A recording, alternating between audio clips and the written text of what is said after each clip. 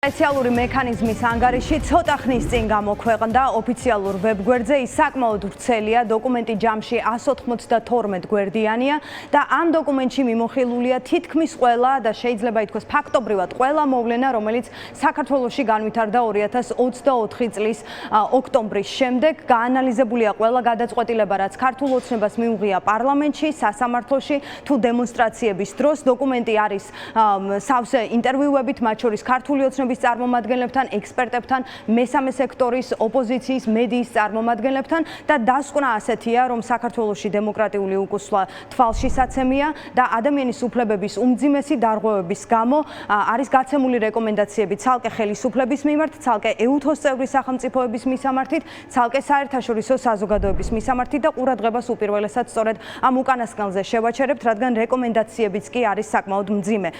ადამიანის უფლებების დარღვევის არაადამიანური მოპყრობის მაგალითების მზარდი მაგალითების გამო EUTHO-ს სპეციალური მექანიზმი საერთაშორისო საზოგადოებას რეკომენდაციით მიმართავს, რომ გამოიყენოს ყველა საერთაშორისო მექანიზმი. ეს შეიძლება იყოს ჰააგის სისხლის სამართლის საერთაშორისო სასამართლო, საერთაშორისო მართლმსაჯულების სასამართლო, ქიმიური იარაღის აკრძალვის ორგანიზაცია იმისთვის, რომ დადგინდეს იყო თუ არა გამოყენებული ქიმიური იარაღი და რეკომენდაციას საბოლოო ჯამში საერთაშორისო საზოგადოების მიმართ მექანიზმის მისია გასცემს, რომ იმ მოვლენების გამო, რომელიც შეეხებოდა ადამიანის უფლებების დარღვევას, პოლიტიკურ დევნას, წამებას, არაადამიანურ ქმედებას, სწორედ ამ მაგალითების მზარდი რაოდენობის გათვალისწინებით, რომის სტატუტის მონაწილე სახელმწიფოებს შეუძლიათ მიმართონ ჰააგის სასამართლოს და არ არის გამორიცხული ამ რეკომენდაციის შესრულების შემთხვევაში საქართველოს ხელისუფლების საქმე სწორედ ჰააგის სასამართლოში ვიხილოთ. რომის სტატუტის მონაწილე სახელმწიფოებს შეუძლიათ განიხილონ საქართველოში არსებული სიტუაციის საერთაშორისო სისხლის სამართლის სასამართლოსთვის გადაცემის საკითხი, პოლიტიკური დევნის, წამებისა და სხვა არაადამიანური ქმედებების მაგალითების მზარდი რაოდენობის გათვალისწინებით. ქიმიური იარაღის შესახებ 1992 წლის კონვენციის მონაწილე სახელმწიფოებს შეუძლიათ განიხილონ ქიმიური იარაღის აკრძალვის ორგანიზაციის აღმასრულებელი საბჭოსთვის მოთხოვნის წარდგენა, რათა დაზუსტდეს ქიმიური იარაღის სავარაუდო გამოყენება საქართველოს ხელისუფლების მიერ ქიმიური იარაღის შესახებ 1992 წლის კონვენციის მე-9 მუხლის შესაბამისად. წამებისა და სხვა სასტიკი არაადამიანური ან დამამცირებელი მოპყრობის წინააღმდეგ კონვენციის სახელმწიფოებს შეუძლიათ განიხილონ განაცხადის საერთაშორისო სასამართლოში წარდგენის საკითხი.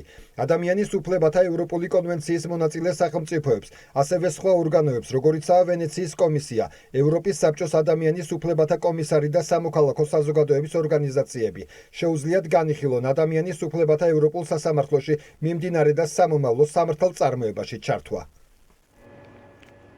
ცალკე არის ჩამონათვალი რეკომენდაციებისა, რომლითაც EUTHO-ს სპეციალური მექანიზმის მისია მიმართავს უკვე EUTHO-ს წევრ სახელმწიფოებს.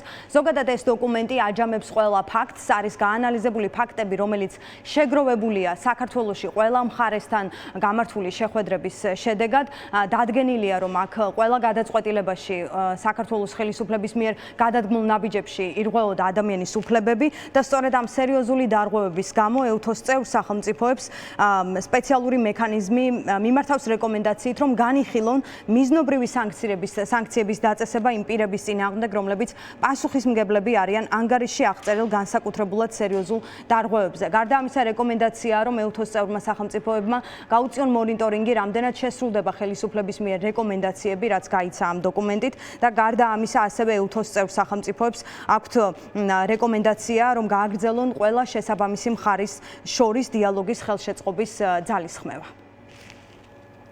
რეკომენდაციები EUTHO-ს წევრი სახელმწიფოებისთვის. განიხილონ მიზნობრივი სანქციების დაწესება იმ პირების წინააღმდეგ, რომლებიც პასუხისმგებელნი არიან ანგარიშში აღწერილ განსაკუთრებულად სერიოზულ დარღვევებზე. ასევე გააგრძელონ ყველა შესაბამისი მხარის შორის დიალოგის ხელშეწყობის ძალისხმევა.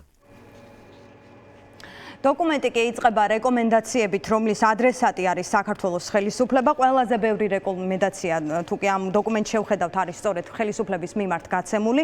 ცალ-ცალკე თავებად თავისუფალი არჩევნების შესახებ რა უნდა გააკეთოს ოცნებამ, საკანონმდებლო რეფორმების შესახებ პარლამენტში, გარდა ამისა, სასამართლოს შესახებ, წამების და სხვა სასტიკი მოპყრობის აკრძალვის შესახებ რეკომენდაციები და ჩამოგითვლით მთავარ რეკომენდაციებს. უპირველესად საქართველოს ხელისუფლებას მიმართავენ მოწოდებით, რომ ჩატარდეს დამოუკიდებელი და მიუკერძოებელი გამოძიება არჩევნებთან დაკავშირებულ ყველა შესაძლო დარღვევებთან დაკავშირებით. გარდა ამისა გაუქმდეს კანონები, რომელზეც უკვე წლებია მიმდინარეობს საუბარი, ეს იწყება უცხოური გავლენის გამჭვირვალობის კანონით და სრულდება მედიის შესახებ მიღებული კანონით და ბოლოს დამტკიცებული კანონით გრანტების შესახებ და გარდა ამისა ასევე კანონების გაუქმების გარდა EUTHOS სპეციალური მექანიზმი მიმართავს საქართველოს ხელისუფლებას დაუყოვნებლივ და უპირობოდ გათავისუფლდნენ პოლიტიკური მიზეზებით დაკავებული ყველა პირი, განსაკუთრებით პოლიტიკური ოპოზიციის წევრები. რეკომენდაცია რომ შეწყდეს დევნა და ბრალდებები, რაც მათ აქვთ წაყენებული და ასევე უკან გამოიწვიოს ქართულმა ოცნებამ საკონსტიტუციო სასამართლოდან სარჩელი, რომელიც შეეხება პარტიების აკრძალვას. ცალკე რეკომენდაცია ეხება უკვე დაუყოვნებლივ გათავისუფლდნენ ჟურნალისტები და საჯარო დისკუსიის სხვა მონაწილეები, რომლებიც გამოხატვის თავისუფლების უფლებით სარგებლობდნენ დემონსტრაციებზე. რეკომენდაციები საქართველოსთვის ჩატარდეს დამოუკიდებელი და მიუკერძოებელი გამოძიება არჩევნებთან დაკავშირებულ ყველა შესაძლო დარღვევასთან დაკავშირებით. ხელისუფლებამ თავი შეიკავოს პოლიტიკური პარტიების აკრძალვის პროცედურების დაწყებისგან საკონსტიტუციო სასამართლოში და გაიწვიოს ამჟამად მიმდინარე შესაბამისი სარჩელები.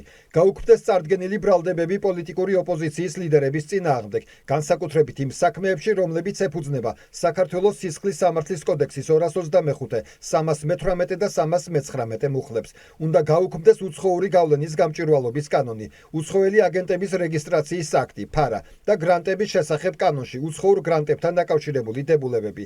ასევე უნდა გაუქმდეს მაუწყებლობის შესახებ კანონში შეტანილი ბოლო ცვლილებები, რომლებიც ეხება უცხოურ დაფინანსებასა და მაუწყებლობის შინაარსზე დაწესებულ შეზღუდვებს. დაუყოვნებლივ ჩატარდეს დამოუკიდებელი და მიუკერძოებელი გამოძიებები წამებისა და არასათანადო მოპყრობის ყველა სავარაუდო ფაქტთან დაკავშირებით.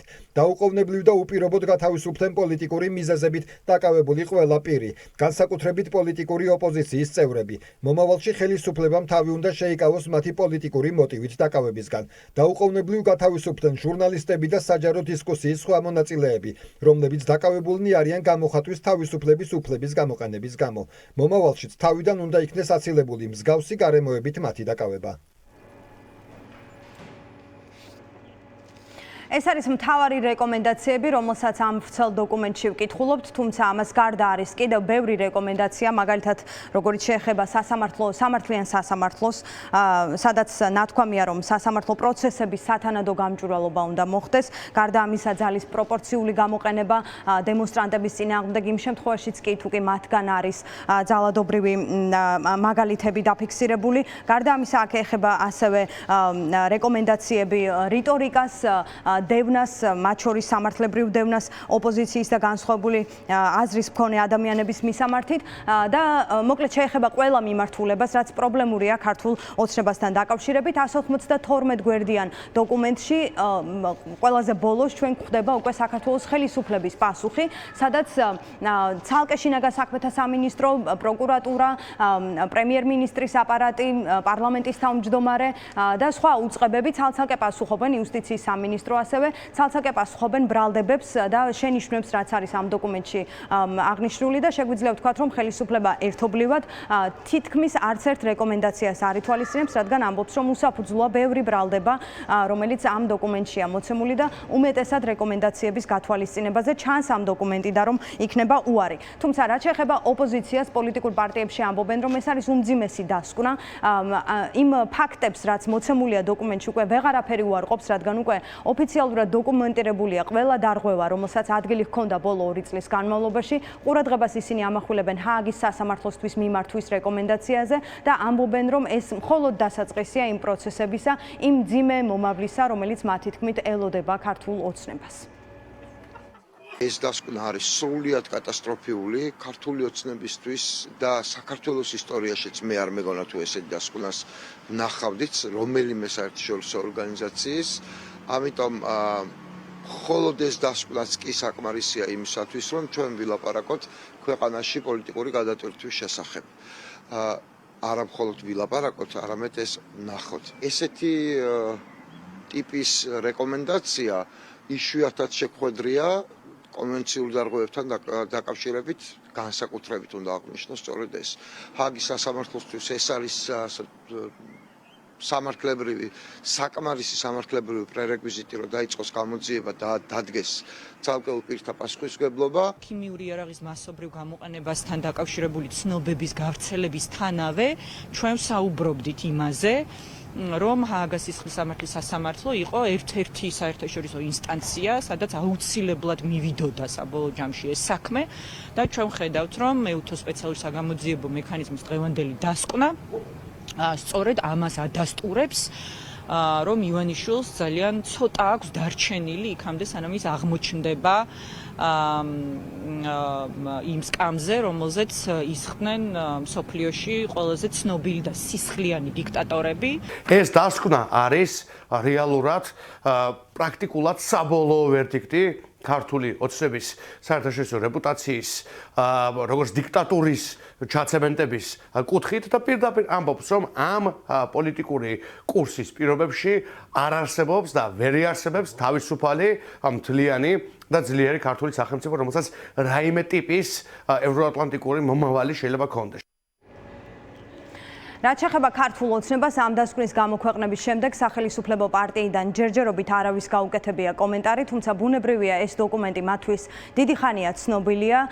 ერთის მხრივ იმის გამო, რომ თავად დოკუმენტშია ჩადებული ქართული ოცნების პასუხის საკმაოდ ვრცელი ანგარიში გაუგზავნეს ეუთოს მისიას, იმისთვის რომ მათი პასუხები და მათი უკმაყოფილებები გამოეთქვათ და მეორეს მხრივ შალვა პაპუაშვილს თუ კი დავაკვირდებით, ის ბოლო 2 დღეა მოსკოვის მექანიზმის მისიის მიმართ არის კრიტიკულად განწყობილი ამ ტიპის კომენტარებს აკეთებს. მათი უკმაყოფილებები კი უმეტესად თუ კი შევხედავთ დოკუმენტს არის კონკრეტულ ტერმინებზე გამოხატული, მაგალითად მთავრობის მხრიდან გაგზავნილ წერილში ნათქვამია, რომ სიტყვა წამება, რომელიც გამოიყენება დოკუმენტში არის უდანაშაულობის პრეზუმპციის დარღვევა. შინაგან საქმეთა სამინისტრო ამბობს, რომ ძალის არაპროპორციული გამოყენება არ მომხდარა, რადგან აქცია არ იყო მშვიდობიანი.